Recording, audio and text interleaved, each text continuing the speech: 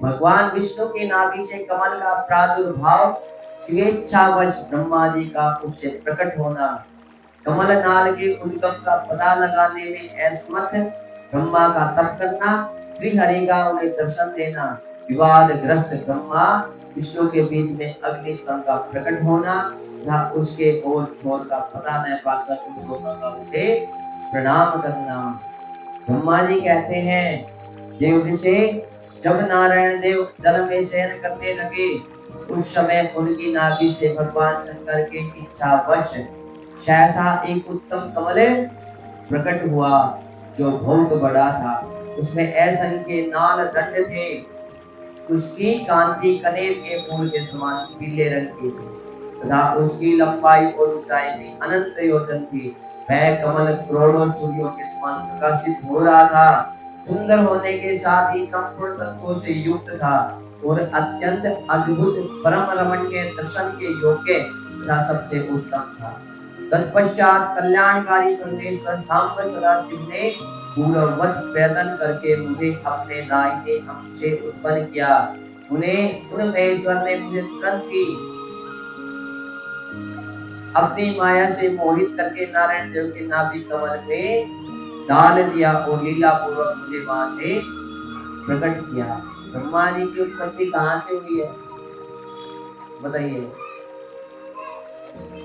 नहीं नहीं, नारायण ब्रह्मा जी की उत्पत्ति हुई है सदाशिव ने पूर्ववत प्रयत्न करके मुझे, मतलब ब्रह्मा जी को अपने दाहिने अंग से उत्पन्न किया और उन महेश्वर ने मुझे तुरंत ही अपनी माया से मोहित करके नारायण देव के नाभि कमल में डाल दिया। तो बताइए ब्रह्मा जी की उत्पत्ति कहाँ से हुई? महादेव से। और विष्णु जी की उत्पत्ति कहाँ से हुई? वो भी महादेव। विष्णु जी से ब्रह्मा जी की उत्पत्ति नहीं हुई है, वो तो कमल में डाला गया है। जैसे श्री कृष्ण जी की माता कौन है? उसी तरीके से ही ब्रह्मा जी के पिता विष्णु नहीं है, महादेव। उन महेश्वर ने मुझे तुरंत ही अपनी माया से मोहित करके नारायण देव के नाभि कमल में डाल दिया और लीला पूर्वक मुझे वहां से प्रकट किया। इस प्रकार उस कमल से पुत्र के रूप में मुझे हिरण्य गर्भ का जन्म हुआ। मेरे 4 मुख हुए और शरीर की कांति लाल हुई। मेरे मस्तक त्रिपुट की रेखा से अंकित थे। हाथ भगवान शिव की माया से मोहित होने के कारण मेरी ज्ञान शक्ति इतनी दुर्बल हो रही थी कि मैंने उस कमल के सिवा दूसरे किसी को अपने शरीर का जनक नहीं माना या पिता नहीं जाना। मैं कौन हूँ, कहाँ से आया हूँ, मेरा कार्य क्या है, मैं किसका पुत्र होकर उत्पन्न हुआ हूँ और किसने इस समय मेरा निर्माण किया है। इस प्रकार संशय में पड़े हुए मेरे मन में यह विचार उत्पन्न हुआ, मैं किस लिए मोह में पड़ा हुआ हूँ जिसने मुझे उत्पन्न किया है। उसका पता लगाना तो बहुत सरल है। इस कमल पुष्प का जो पत्र युक्त नाल है उसका उद्गम स्थान है इस जल के भीतर नीचे की ओर है जिसने मुझे उत्पन्न किया है। वह पुरुष भी वही होगा, इसमें संशय नहीं है। ऐसा निश्चय कर मैंने अपने को कमल से नीचे उतारा।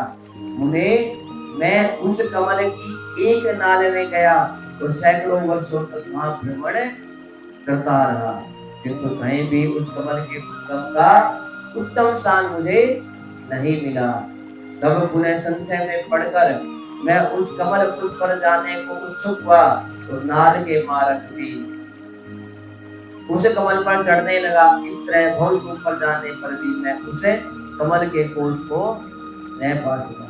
ब्रह्मा जी कमल से तो नीचे उतर कर नाल पे तो आ गए, सोचेंगे नीचे जाके देखता हूँ ये नाल किसने पकड़ रखी है, वही मेरा पिता होगा। इस सोच को जान के हाथ वे 100 वर्षों तक घूमते रहे, लेकिन वो नाल का छोर हाथ नहीं आया।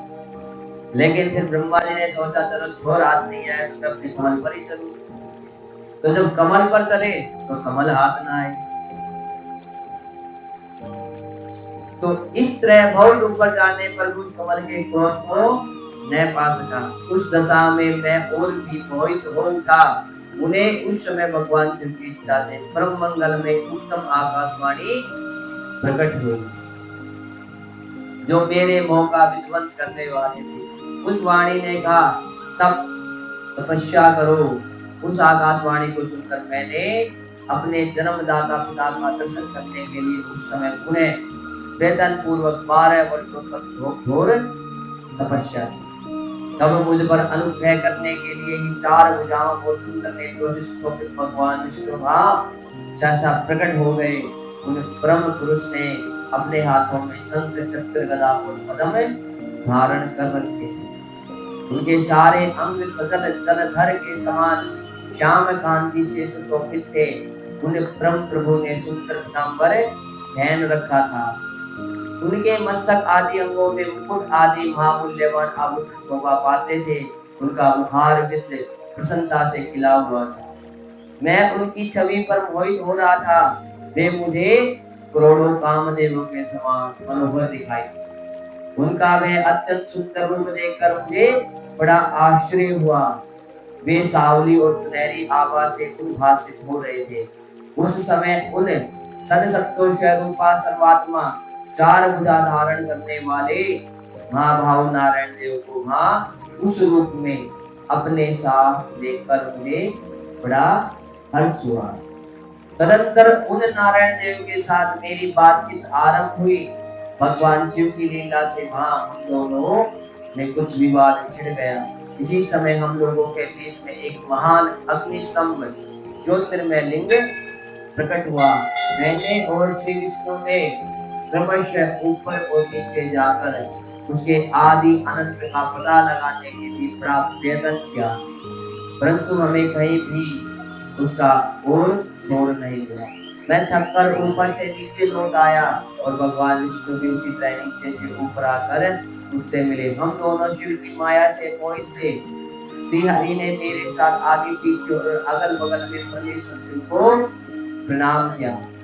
फिर वे सोचने लगे, यह क्या वस्तु है, इसके स्वरूप का निर्देश नहीं किया जा सकता, क्योंकि न तो इसका कोई नाम है और न कर्म ही है। लिंग रहित तत्व ही यहाँ लिंग भाव को प्राप्त हो गए हैं। ध्यान मार्ग में भी इसके स्वरूप का कुछ पता नहीं चला। इसके बाद मैं और श्री हरि दोनों ने अपने चित्त को स्वस्थ करके उस अग्नि स्तंभ को प्रणाम करना आरंभ किया। जब भगवान विष्णु और ब्रह्मा जी के बीच में मतभेद होने लगा, उसी समय शिव जी ने लिंग रूप में अग्नि रूप में प्रकट होकर स्तंभ को खड़ा कर दिया और उसी स्तंभ को छोड़ ढूंढने के लिए ब्रह्मा जी ऊपर की तरफ, विष्णु जी नीचे की तरफ चल पड़े, लेकिन छोर किसी को दिखाई नहीं। छोर दिखाई नहीं दिया तो फिर वो आपस में बीच में आके मिलते हैं और चारों तरफ घूमते हुए शिव को प्रणाम करते हैं और वे दोनों बोलते हैं, ब्रह्मा जी और विष्णु जी, महाप्रभु हम आपके स्वरूप को नहीं जानते, आप जो कोई भी क्यों न हो, आपको हमारा नमस्कार है। महेशान, आप शीघ्र ही हमें अपने यथार्थ रूप का दर्शन कराइए। मुनिश्रेष्ठ इस प्रकार अहंकार से आविष्ट हुए। हम दोनों ही वहाँ नमस्कार करने लगे। ऐसा करते हुए हमारे 100 वर्ष बीत गए।